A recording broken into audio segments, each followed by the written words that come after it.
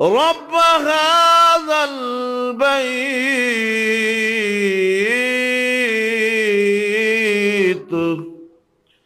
কাবা ঘরের রবের ইবাদত করো, আল্লাহ রব্বুল আলামিনের গোলামি করো, আল্লাহর হুকুম মতো যদি জীবন পরিচালনা করো, আল্লাহ রব্বুল আলামিন রিজেকের জিম্মাদার স্বয়ং আল্লাহ। আল্লাহ চাইলে পারেনি, বা রিজেক দেওয়ার ক্ষমতা আল্লাহ নাই? আরে ভাই, দুনিয়ার মানুষ কেউ রিজেক দিতে পারে না, রিজেক দেনেওয়ালা একমাত্র কে? রিজেকের জিম্মাদারি আল্লাহ তার নিজ হাতে রেখেছেন। কারণ আল্লাহ জানেন রিজেকের জিম্মাদার যদি আল্লাহ না হয়, জিম্মাদারি তার কুদরতি হাতে যদি না রাখে, তার দায়িত্বে না রাখলে বান্দা না খাইয়া মূল্য নেই।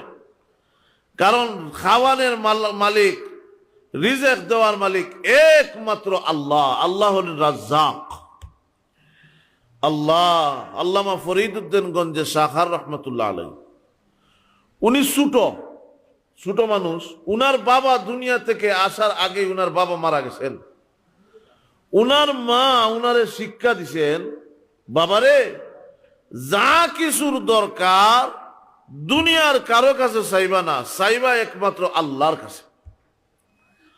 ছেলে ছোট মানুষ, শিক্ষা পাইছে, চাইব আল্লাহর কাছে। কারণ মা যদি আল্লাহওয়ালা হয়, দিনদার হয়, সন্তান দিনদার হয়।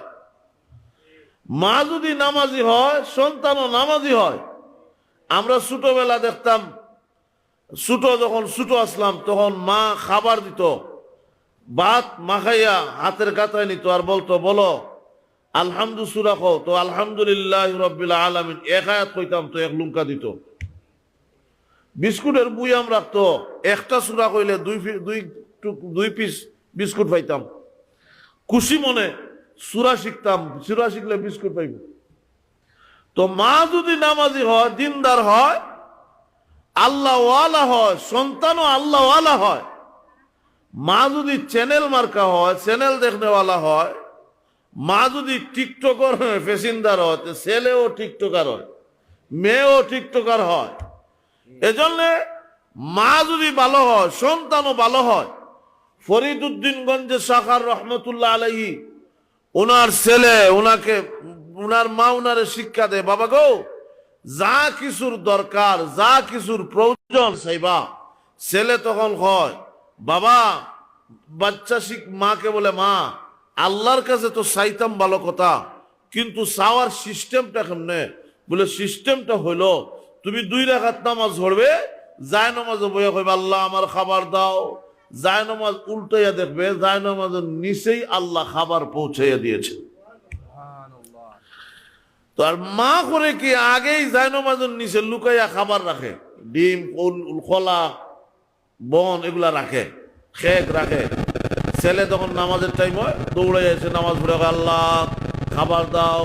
খাবার মানুষের বাড়িতে কাজ করে, বাবা নাই, মানুষের বাড়িতে কাজ করে, মা করে নাই, আল্লাহ খাবার দাও। ওইয়া যায় নামাজ উল্টাইয়া দেখে যায় নামাজের নিচে খোলা রাখা, খেক রাখা। তখন হে খায়, মনে করে আল্লাহ দে। আসলে কি আল্লাহ দিছে না মা দিছে? একদিন, 2 দিন, 3 দিন চলতেছে, ছেলের দিলের ভিতরে এই বিশ্বাস হয়ে গেছে খাবার দুনিয়ার কেউ দেয় না, দে আল্লাহ। এই বিশ্বাসটা ঢুকে গেছে, কিন্তু খাবার তো রাখে মা। একদিন মাগরিবের নামাজের সময় হয়েছে, আল্লাহু আকবার। আল্লামা কারি তৈয়ব সাহেব রহমতুল্লাহ আলাইহি ওনার কিতাবের মধ্যে আনছে,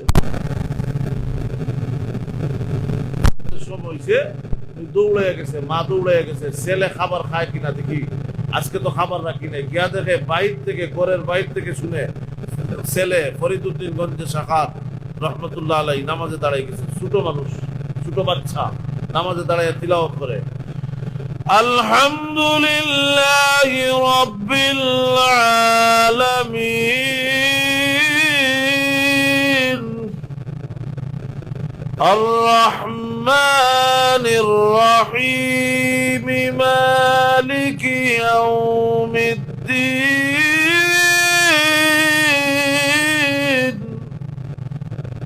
মা তখন বুঝলেইছে আমার ছেলে নামাজে দাঁড়াই গেছে, এখন যদি খাবার দেই ছেলে কইব বুঝছি, খাবার যদি রাখো তুমি, আল্লাহ দে।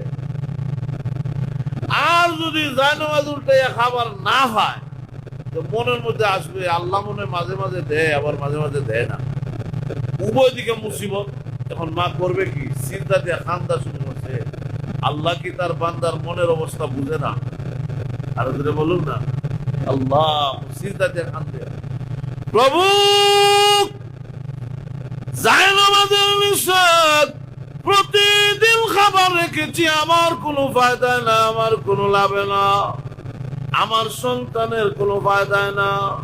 প্রভু গো, একটা ফায়দা এটা হলো আপনার দিল, আমার সন্তানের দিলের সাথে যেন আপনার সম্পর্ক পয়দা হয়ে যায়, আমার সন্তান যেন এ কথা বিশ্বাস করে দুনিয়ার কেউ খাবার দেয় না, তুমি খাবার দান করো। এই মুহূর্তে যদি আমার সন্তান খাবার না পায় তাহলে সে ধারণা করবে আমি খাবার রাখলে বলে বুঝে নিবে আমি খাবার দিয়েছি, তোমার প্রতি বিশ্বাস নষ্ট হয়ে যাবে। 2 নম্বর হলো খাবার যদি না পায় তাহলে মনের ভিতরে আসবে আরে আল্লাহ মনে হয় মাঝে মাঝে দেয়, আবার মাঝে মাঝে দেয় না। ও প্রভু, তোমার বিশ্বাসের মধ্যে আঘাত এসে যাবে, আল্লাহ মেহেরবানি করে তোমার ইজ্জত রক্ষা করো। আল্লাহু আকবার। এমনি এই কথা বলে যখন কান্না শুরু করেছে, এমনি শুনে ঘরের কোণা থেকে আওয়াজ আছে, ফরিদের মা গো কান্দিস না, কান্দিস না, আজ থেকে জায়নামাজের নিচে খাবার রাখার দায়িত্ব আল্লাহ গ্রহণ করেছে। হামদে বেহদ মর খুদায়ে পাক রা, হামদে বেহদ মর খুদায়ে পাক রা, আকে ইমাদাদ মুশতে খাক রা, আকে দর আপ দমদমি রুহেরা, আকে দর আপ দমদমি রুহেরা, দাদা আস্তুফানা জাতু নুহরা, দাদা আস্তুফানা জাতু নুহরা। সমস্ত প্রশংসা কার? সমস্ত দায়িত্ব প্রশংসার মালিক আল্লাহ। আল্লাহ রিজিক দেওয়ার মালিক আমি, আমার কাছে রিজিক দাও। الذي أطعمهم من جوع। আল্লাহ তুমি যখন বুকা হবে আমি আহার দিব, তুমি বুকা যখন হইবা তখন আহার দিব। ধনী বানাইতাম না, কারণ ধনী বানাইলে মানুষের অভাব যায় না, আরো অভাবী হয়। আপনারা কিতাব ধনী হইলে অভাব যায়, মাতুন না, ধনী হইলে অভাব যায়। হাসানকে দেখেন যেন যে পরিমাণ অভাব। শুধু বড় ছেলে ঢাকা ইউনিভার্সিটিতে পড়ে, ছোট ছেলে আমেরিকা যাইতো, মেয়ে আরেক জায়গায় এখন পড়তেছে, হুজুর একটা বিল্ডিং তুলছি, বড় অভাবে আছি। তার অভাবের কথা বললে বোঝা যায় আমার পকেটে যেগুলো ছিল তারা দিলে অভাব যায় না। আল্লাহ ধনী বানাইতাম না। 2 নম্বর হলো ধনী হইলে শান্তি হয় না। শান্তি এক জিনিস, সুখ আরেক জিনিস। সুখ একটা, শান্তি একটা। সম্পদ হইলে সুখী হয়। আরে ভাই আমার গাড়ি আছে, আমি যে কোনো সময় যেদিকটা বাড়িয়ে দিতে পারি, এটা আমার সুখ। আমার সুন্দর স্ত্রী আছে, এটা আমার সুখ। আমার বাড়ি আছে, সুখী আছি। আমার সন্তান আছে, সুখী আছি। কিন্তু আমার সন্তানের কথা শুনে না, এটা হলো অশান্তি। কথা বুঝছেন না মনে আপনারা? বেটান্ন সব আছে, বউরে হইছে সুন্দর স্ত্রী দেখে বিয়া করছে, একবারে বিশ্ব সুন্দরী, এরপরে সম্পদের অভাব নাই, শ্বশুর বাড়ির সম্পদ আছে। রাত যখন হইছে খরগুলের মা 1 গ্লাস পানি দাও, তখন বউ তোমার আতরিতা টাটা হয়েছে রয়েছে নি আনন্দ। আল্লাহ শান্তি দেওয়ার মালিককে আরো জোরে বলুন না। এই জন্য আল্লাহ শিক্ষা দেয়, শান্তি আমার কাছে চাও। ربنا آتنا في الدنيا حسنة وفي الآخرة حسنة وقنا عذاب النار النار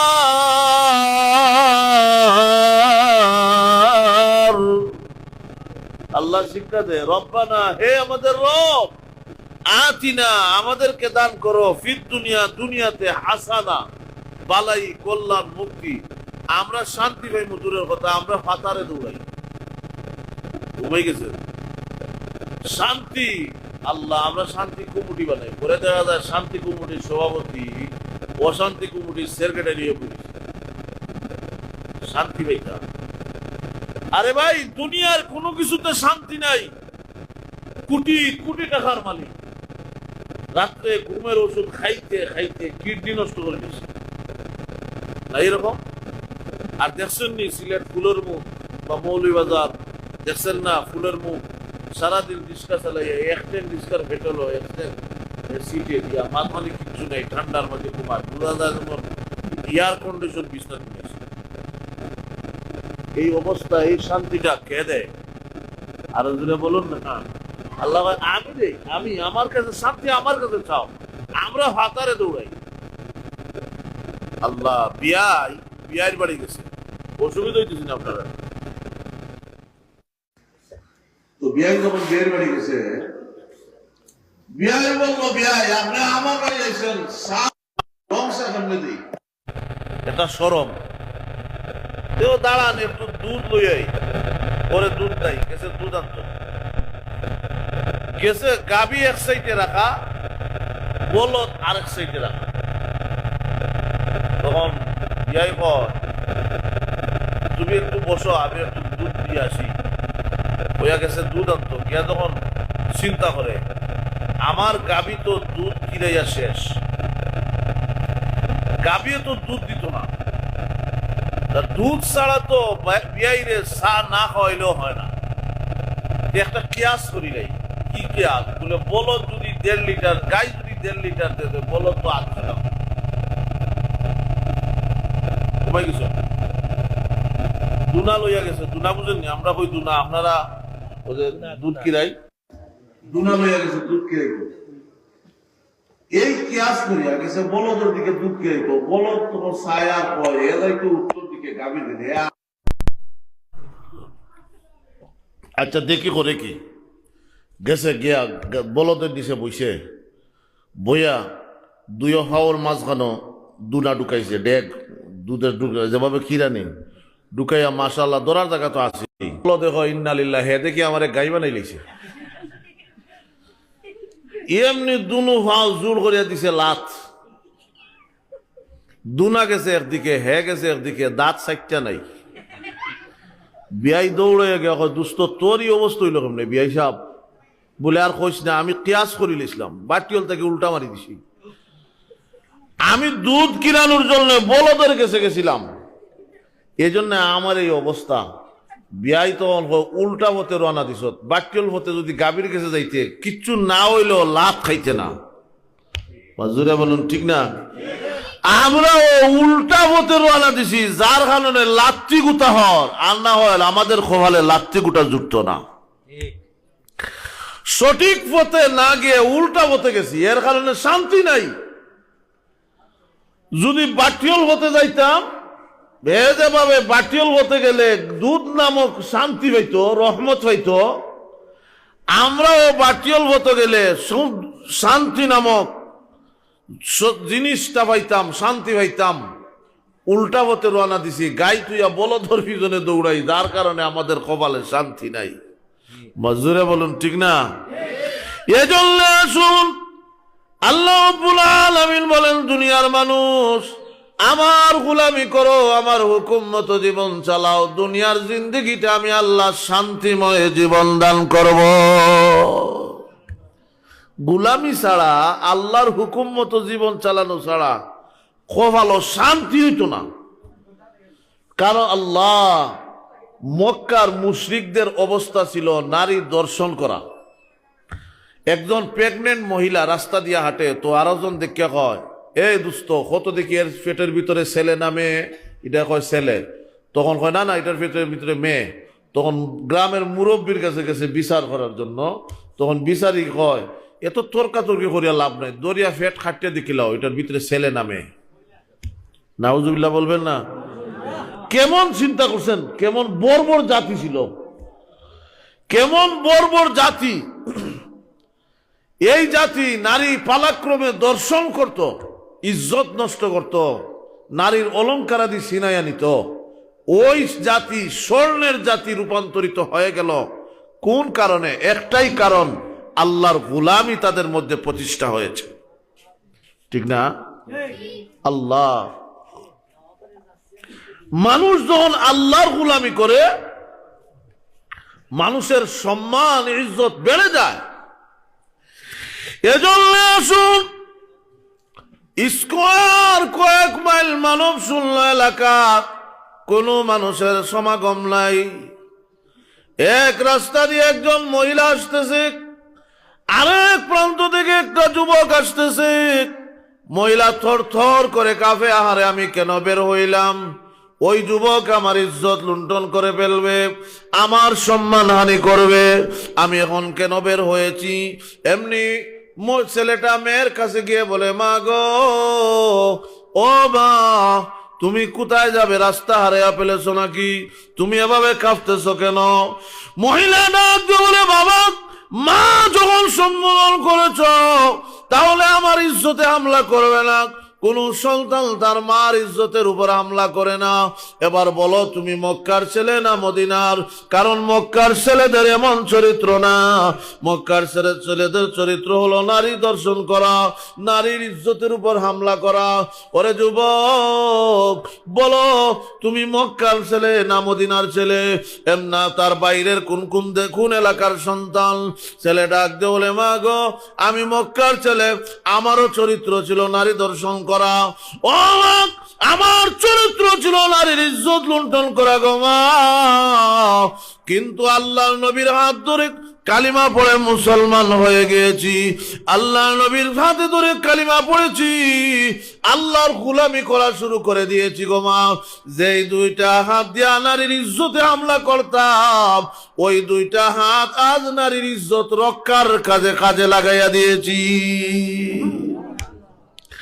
ভাইরা আমার, জন্য আসুন, আল্লাহর গোলামি যদি করা হয়, দুনিয়াতেও শান্তি, আখিরাতেও শান্তি, দুনিয়ার জীবন শান্তিময় জীবন। আল্লাহু আকবার। এজন্য আল্লাহ রাব্বুল আলামিন বলেন, ফালইয়াবুদু রাব্ব হাযাল বাইত।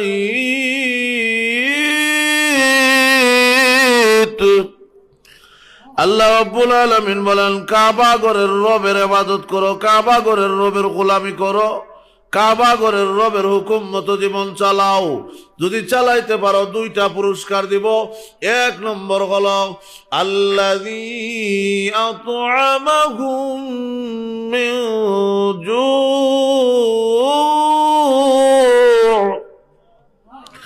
আল্লাহ রাব্বুল আলামিন বলেন, আমি আল্লাহ দুনিয়ার জিন্দেগিতে তোমার খাবারের দরকার হলে খাবার প্রদান করব। আল্লাহু আকবার। ঘরে যদি খাবার দেওয়ার মালিক আল্লাহ, ঘরে যদি সম্পদ নাও থাকে, ঘরে যদি কোটি কোটি টাকাও না থাকে, যদি অট্টালিকা বিল্ডিং নাও হয়, কিন্তু দেখবেন যেই ঘরের ভিতরে আল্লাহর গোলামি করা হয়, এই ঘরটা বড় শান্তিময় ঘর হয়। ঠিক না? যেই ঘরে আল্লাহর গোলামি করা হয়, আল্লাহ, যেই ঘরে কোরআন তিলাওয়াত আছে, যেই ঘরের মহিলা কোরআন তিলাওয়াত করে, নামাজ পড়ে, এই ঘরে বড় শান্তি, এই ঘরে বড় শান্তি। আরে ভাই, যত কোটি কোটি টাকার মালিক, বউরা তোর রান্দা জুটে না। ঠিক নেই? কোটি টাকার মালিক, বউ যদি সাপ, জামাই যদি সাপ হয়, তো বউ তো সাপ নেই, সাপ নেই না? রাত 2টার সময় যদি বাসায় যায়, 10টার আগে বউ হয় কাজের মেয়েরে, সাপের লাগে আর ডাইনিং টেবিলের উপরে বাটটা রেখে দাও। সাপ কোন সময় আইবা, ঠান্ডা হোক আর গরম হোক, নিজে খাইবা, কারণ বউ ডাকার অধিকার নাই, ডাকলে আরো দমক 3টা দিব। ঘুমাই গেছেন? আর আমরা যখন রাত 3টার দিকে 4টার দিকে বাসার যাই, গিয়া দেখি বউয়ে ভাত গরম করে না সামনে রাখে। এই শান্তিটা, এই ইজ্জতটা দিয়েছেন কে? আরো জোরে বলুন না, কে? আল্লাহ কয়, তোরা আমার গোলামি কর, আমার হুকুম মতো জীবন চালা, আমার নবীর তরিকা মুআফিক জীবন চালা। গড়ে সম্পদ নাও থাকতে পারে, পালং নাও থাকতে পারে, চকি থাকতে পারে, বাঁশের মেড়ি, আমরা মেড়ি কই, বাঁশ দিয়া যে ঘুমাই মেড়ি কই, আপনারা মেড়ি থাকতে পারে, কিন্তু শান্তির অভাব হবে না। কারণ কেন কই, এই করে আল্লাহর গোলামি হয়। মজুরা বলুন ঠিক না? আল্লাহ নবীর কলিজার টুকরো ফাতেমা দুনিয়া থেকে যেদিন চলে যাবেন, রমজান মাস শেষ রজনীতে ফাতেমা রাদিয়াল্লাহু তাআলা আনহার আলী উঠলেন। ফাতেমার শরীরে কয়েকদিন ধরে জ্বর, ঠান্ডা লেগেছে, জ্বরের জন্য উঠতে পারে না। ওই দিন ফজরের নামাজের সময়, তাহাজ্জুদের সময় ফাতেমা আলী ঘুম থেকে উঠলেন, সেহরে খাইলেন, খাবার খাইলেন।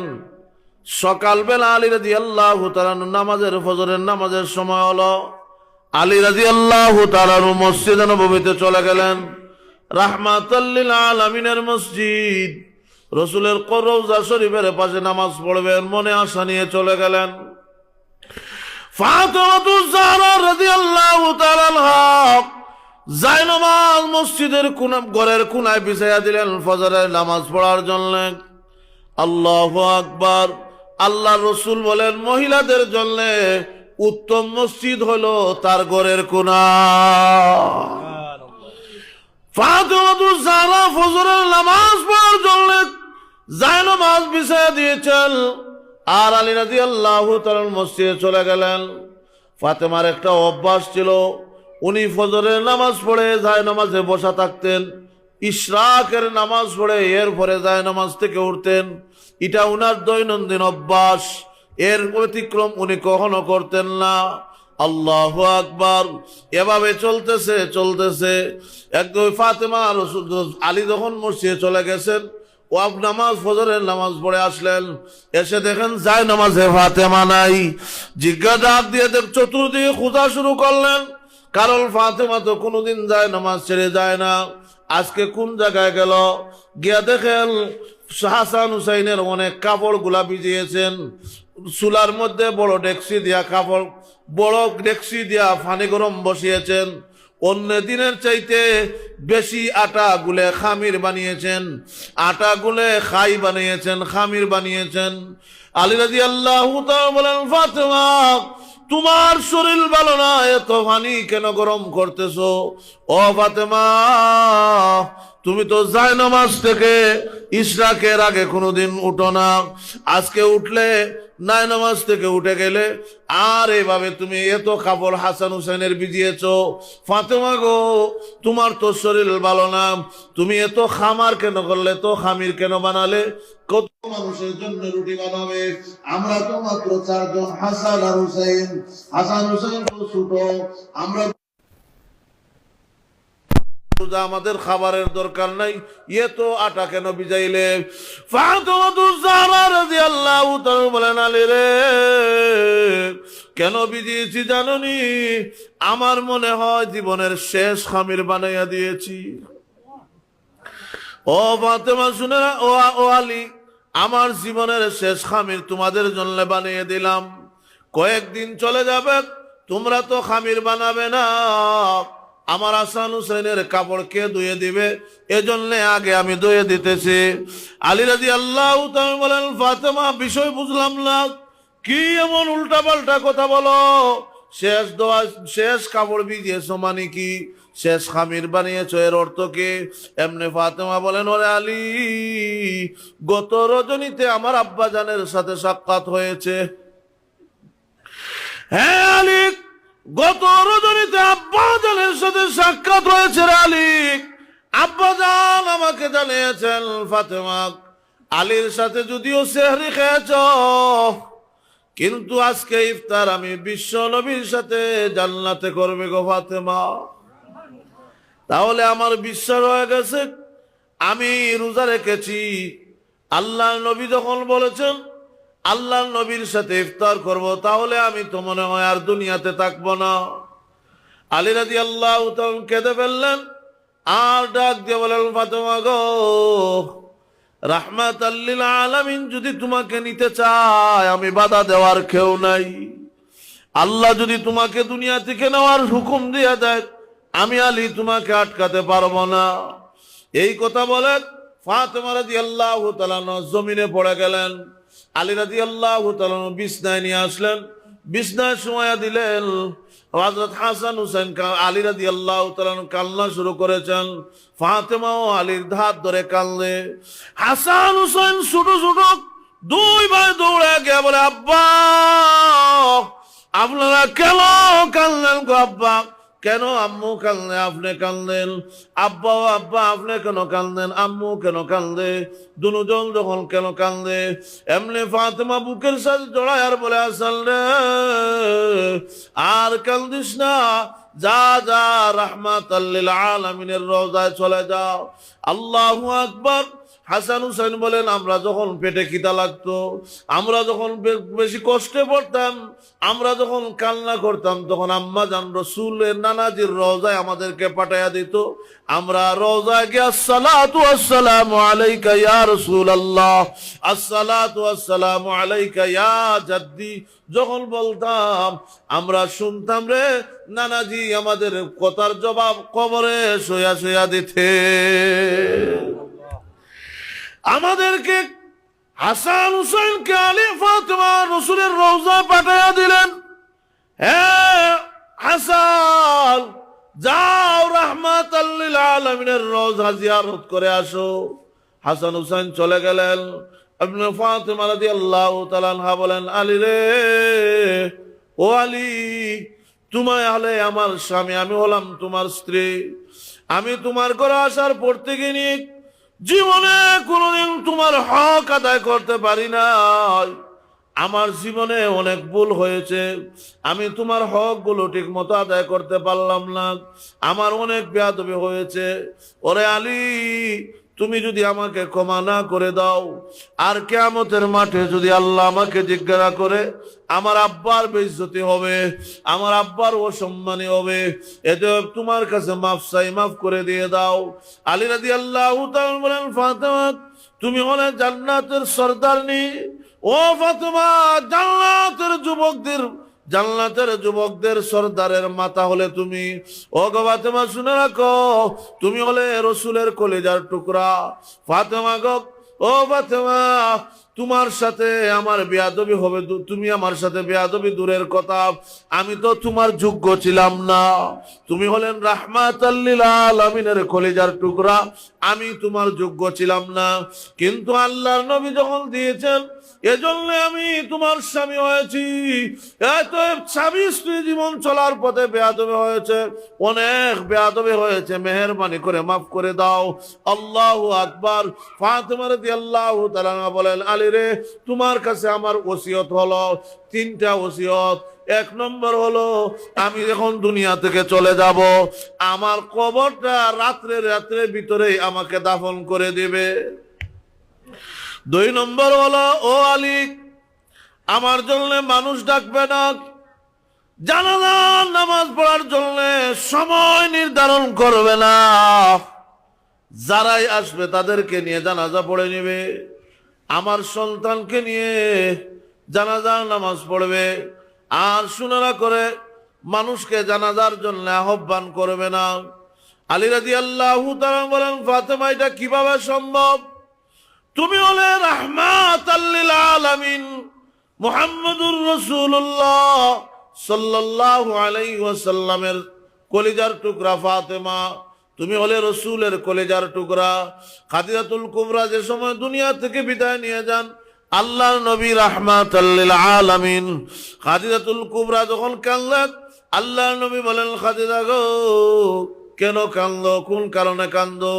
ওগো নবীজি, কান্নার কারণ হলো আপনাকে বেঈমান কাফেররা একাবে নির্যাতন করবে, এই কষ্টে এই ব্যথায় আমি কান্দি। ফাতেমা বলেন, আমগো আম্মা জান, আপনি কান্না করবেন না, আজ থেকে আমার আব্বার কোমর আমি ফাতেমা কখনো ছাড়ব না। ফাতেমা জাহরা রাদিয়াল্লাহু তাআলা ধরে ফেললেন। আল্লাহু আকবার। এভাবে যখন আল্লাহু আকবার এভাবে যখন চলতেছে, আলী রাদিয়াল্লাহু তাআলা বলেন, ঠিক আছে, তোমার ওসিয়ত রক্ষা করা হবে। ফাতেমা দুনিয়া থেকে বিদায় নিয়ে গেলেন। আলী রাদিয়াল্লাহু তাআলা আর হাসান আর হুসাইন দুজন ছোট মানুষ, এত ছোট মানুষ দিয়া তো আর কবর খনন করা যায় না। এমনি আল্লাহ এত লম্বা ঘটনা, এরপরে তাদেরকে তার রাত্রের বেলায় আলী রাদিয়াল্লাহু তাআলা দাফন করে দিলেন। বাইরা আমার, আমি যে কথাটা বুঝাইতেছিলাম, আলী রাদিয়াল্লাহু তাআলা অভাবের সংসার ছিল, তাদের ঘরে কিন্তু খাট পালং ছিল না, সম্পদশালী ছিলেন না, কিন্তু শান্তির কোনো অভাব ছিল না। মজুরে বলুন ঠিক না? আল্লাহ রাব্বুল আলামিনের জন্য বলে সম্পদ হলে শান্তি হয় না, টাকা পয়সা হলেই শান্তি হয় না, শান্তি দেওয়ার মালিক কে? আরো জোরে বলুন কে? এই জন্য আল্লাহ বলেন, ও দুনিয়ার মানুষ, দুনিয়ার জিন্দগিতে মানুষ অশান্তি করে দুই কারণে মানুষ অশান্তি হয়। একটা হইলো আল্লাহ কই খাইমু, কেমনে খাইমু, কোথায় খাইমু, আমার এবার তো দান হইছে না, এবার তো ব্যবসা বন্ধ হইছে, মানে ফেরেশানি করে। আমার কথা বুঝেননি আপনারা? এবার ব্যবসা হইতেছে না, এবার রোজগার কেমনে হইল না, এবার ছেলে তো টাকা দেয় নাই, কোথার থেকে খাইমু। আল্লাহ চিন্তার দরকার নাই, তোর রিজেকের জিম্মাদার আমি আল্লাহ। আল্লাযী আত'আমাহুম মিন জু'।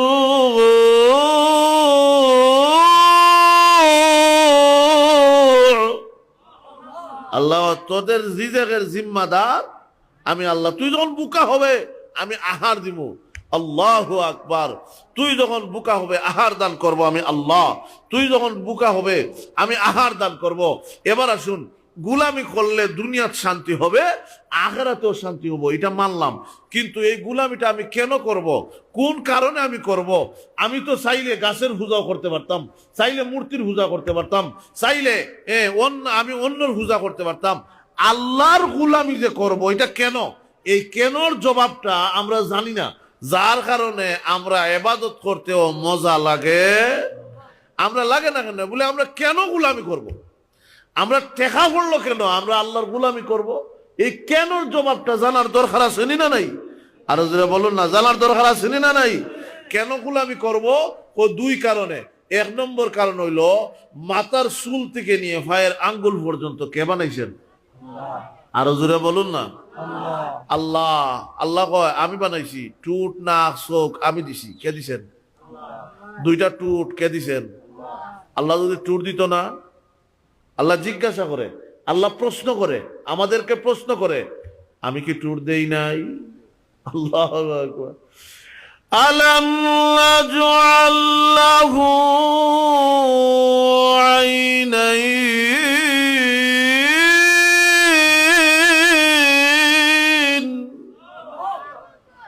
ওয়া লিসানাও ওয়া শাফাতাইন।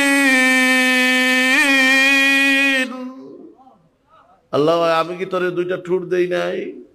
আমি কি তোরে দুইটা চোখ দেই নাই? আমি কি জিহ্বা দেই নাই? আল্লাহ, কত বড় নিয়ামত দুইটা ঠোঁট। ঠোঁট যদি না থাকে তাহলে আপনি পানি পান করতে পারবেন না, কথা বলতে পারবেন না, সব দাঁতের সীমায় বাইরে দিব। কত বড় নিয়ামত দুইটা ঠোঁট, একখানা জিহ্বা। জিহ্বা কয়টা দিছেন? একটা বলে জিহ্বা দুইটা। হ্যাঁ, ভিতরে একটা আছে ছোট, একটা আছে বড়। গরুর জিহ্বা বড় না মানুষের জিহ্বা বড়? গরুর জিহ্বা বড় না? গরুর জিহ্বা বড়, কিন্তু গরুর জিহ্বা, মহিষের জিহ্বা, হাতির জিহ্বা অনেক বড়, কিন্তু কথা বলার যোগ্যতা হয় নাই। মানুষের 4 আঙ্গুল, হ্যাঁ, জিহ্বার মধ্যে কথা বলার যোগ্যতা কে দিয়েছেন? আল্লাহ। আল্লাহ আমি দিছি। আল্লাহ। রসুল যখন এই আয়াতগুলো বেঈমান কাফিরদের সামনে পড়তো, তখন শিক্ষিত কাফির যারা, এরা কালিমা পড়ে পড়ে মুসলমান হয়েছে। রসুলের একজন সাহাবী যার নাম হলো আমর ইবনে তুফাইল রাদিয়াল্লাহু তাআলা আনহু, এমন সাহাবী যিনি শিক্ষিত ছিলেন, সম্মানী ছিলেন, গোষ্ঠীর সর্দার ছিলেন। ওনার গোষ্ঠীর লোকেরা ওনার কাছে গিয়ে বলে, হে আমর ইবনে তুফাইল, মুহাম্মদের দ্বার প্রান্তে যেও না, মুহাম্মদের কাছে যেও না। আমর ইবনে তুফাইল বলেন, কেন যাব না? কারণ মুহাম্মদ হলো একজন পাগল, একজন জাদুকর। আল্লাহু আকবার। উনার দ্বার প্রান্তে যেও না। আল্লাহ নবীকে পাগল সাব্যস্ত করে, আসলে কি আল্লাহ রসুল পাগল ছিলেন না তারা পাগল আছিল? আল্লাহ নিজেও বলেন আসলে মোহাম্মদ আপনি পাগল না। আল্লাহর নবীও মাঝে মাঝে কাঁদতেন, প্রভু গো, এমন এক জাতির কাছে আমাকে পাঠিয়েছেন যেই জাতি আমাকে পাগল বলে, আমি নাকি জাদুঘর, আমি নাকি পাগল। আল্লাহ বলেন চিন্তা করো না, অচিরেই প্রমাণ হবে কে আসলে পাগল আর কে পাগল নয়। বরং আমি আল্লাহ আপনাকে, আমি আল্লাহ খুলুকে আজিমের অধিকারী করে সৃষ্টি করেছি। ফাসাতুবসিরু ওয়া ইউবসিরুন বিআইয়িকুমুল মাফতুন।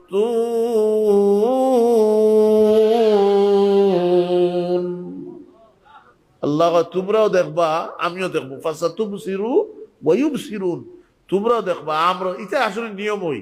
এখানে যদি সব উলঙ্গ থাকে, একটা কথার কথা, এই প্যান্ডেলের নিচে যারা আছি আমরা সব উলঙ্গ, আর একজনের ভিন্ন যদি খাপড় থাকে, সব ল্যাম্পটা গুলা কইব এটা পাগল না কিতা, হে দেখি হে কাপড় ভিনছে।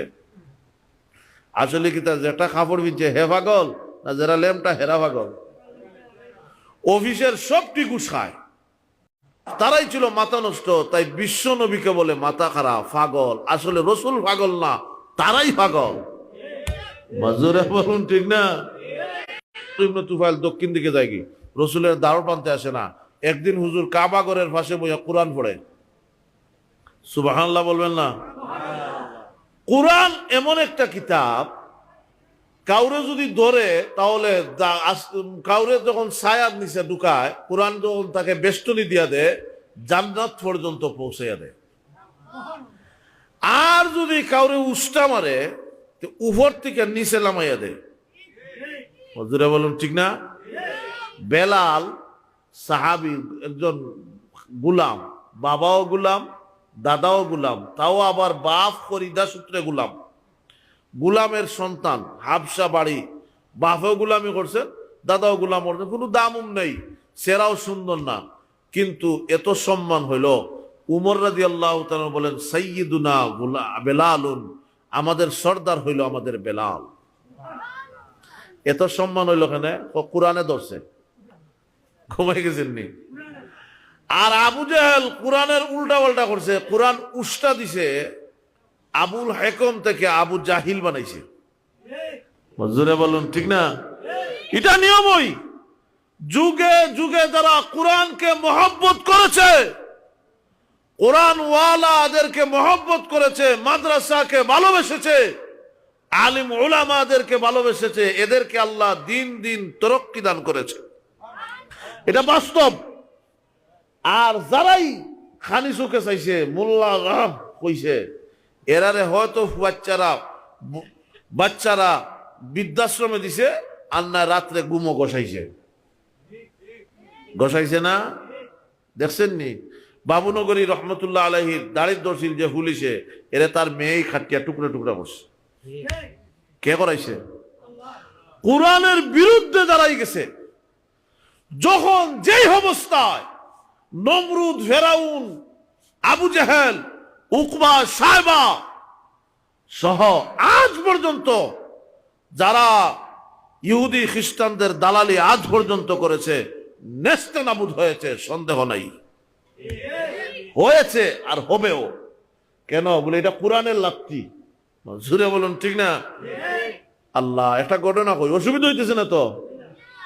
আবু জাহেল কোরআন যখন রসুল তিলাওয়াত করতো, তখন কাফিররা গিয়া কইতো এত সুন্দর ভাষা, এটা তো মানুষের বানানো না, তাহলে মনে হয় এটা কোরআনের ভাষা, কালিমা পড়িয়া মুসলমান।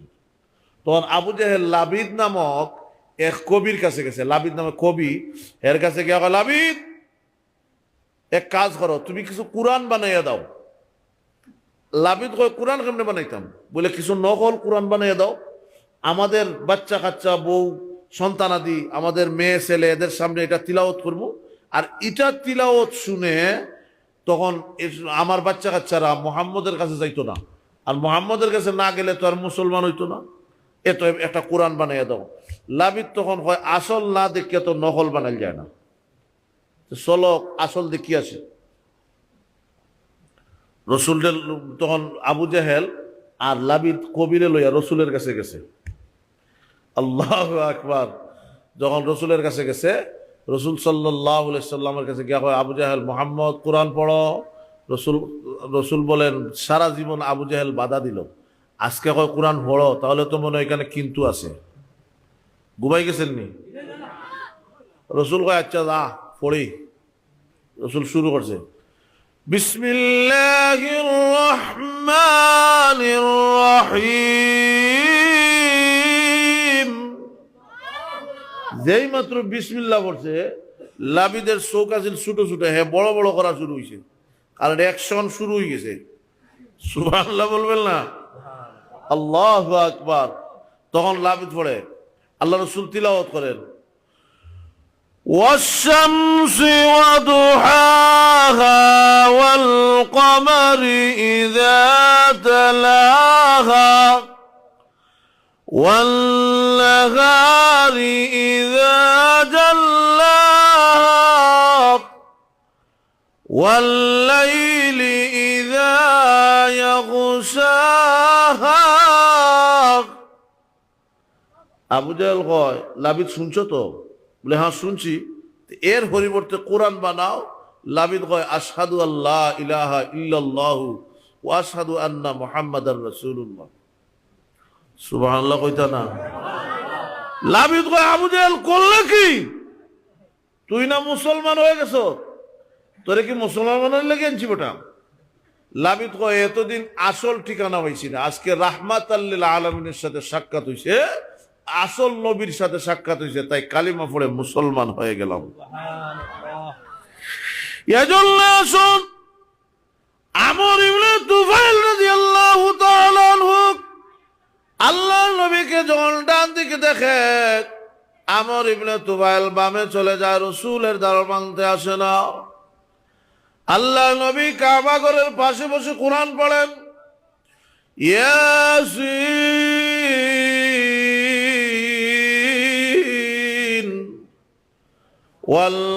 والقرآن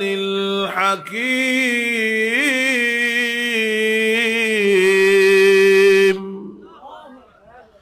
إنك لمن المرسلين على صراط مستقيم।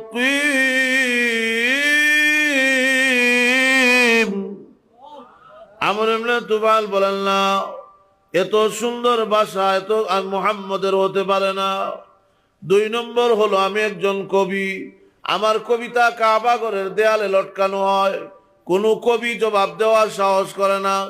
কিন্তু মুহাম্মদ কোনোদিন কারো কাছে লেখাপড়া করে নাই, কোনোদিন মাদ্রাসায় যায় নাই, স্কুলে যায় নাই, এত সুন্দর ভাষা কোথা থেকে শিখলো? তাহলে এটা মুহাম্মদের ভাষা হতে পারে না। 2 নম্বর হলো, এত সুন্দর চেহারা প্রমাণ করে এই লোকটা পাগল হতে পারে না, এত সুন্দর আমার জীবনে কোনোদিন দেখি নাই। এইভাবে যখন নিজে নিজে কল্পনা করে, আল্লাহ নবী বলেন, আমর জবাব দাও, আল্লাহ রব্বুল আলামিন তোমাকে প্রশ্ন করেন। কি প্রশ্ন? প্রশ্ন হলো, আল্লাহ রব্বুল আলামিন জিজ্ঞাসা করে, আমর রে, আল্লাহ কি তোমাকে দুইটা চক্ষু আল্লাহ কি দেয় নাই? আল্লাহ প্রশ্ন করতেছেন, জবাব দাও, আলাম নাজআল লাহু আইনাইন, আল্লাহ কি তোমাকে 2টা চক্ষু দেন নাই? আমর ইবনে তুফাইল বলেন, হ্যাঁ দিছে। তাহলে ওই 2 চোখ দিয়া এখনো কি ভালো মন্দ দেখার সময় হয় নাই? আলাম ওয়া লিসানাহু ওয়া শাফাতাইন, আল্লাহ কি 2টা ঠোঁট দেয় নাই? হ্যাঁ দিয়েছে। তাহলে ওই ঠোঁট দ্বারা এখনো কি ভালো মন্দ বোঝার ক্ষমতা হয় নাই? এখনো লা ইলাহা ইল্লাল্লাহ পড়ার কি সময় হয় নাই? আমর ইবনে তুফাইল বলেন, হে মুহাম্মদ, আমার গোষ্ঠীর লোকেরা গাদ্দারি করেছে গো, আমি আপনাকে চিনতে দেরি করেছি, আপনি সত্যি আল্লাহর পয়গম্বর, সন্দেহ নাই। আপনার হাত বাড়ায় দেন গো নবীজি, আপনার হাত ধরে পড়ে নিলাম, লা ইলাহা রাসূলুল্লাহ সাল্লাল্লাহু আলাইহি সাল্লাম। আমার এজন্য বলেন, ও দুনিয়ার মানুষরা, আমার গোলামি করো, কাবা ঘরের রবের ইবাদত করো, করলে দুইটা পুরস্কার দিব। এক নম্বর হলো আল্লাযী আত'আমাহুম মিন জু', তুমি যখন বুকা হবে তাও তোমাকে আহার দান করব, তোমার খাবারের ব্যবস্থা করব, কারণ রিজিক দেনেওয়ালা কে? আরো জোরে বলুন। দুই নম্বর হলো ওয়া আমানাহুম মিন খাউফ, তোমার কোনো চিন্তা নাই, তোমার কোনো ডর নাই, তোমার কোনো ভয় নাই, তোমার 24 ঘন্টার পাহারাদার হইলাম আমি আল্লাহ। আল্লাহর গোলামি করলে দুই পুরস্কার। এক নম্বর হইল হেফাজতের জিম্মাদারি কে দিবেন?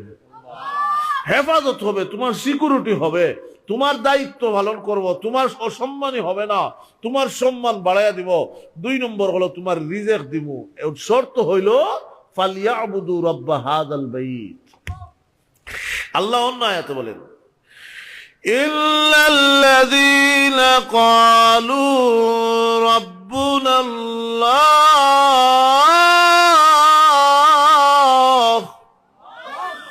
ثم استقاموا تتنزل عليهم الملائكة ألا تخافوا ولا تحزنوا وأبشروا بالجنة التي كنتم توعدون।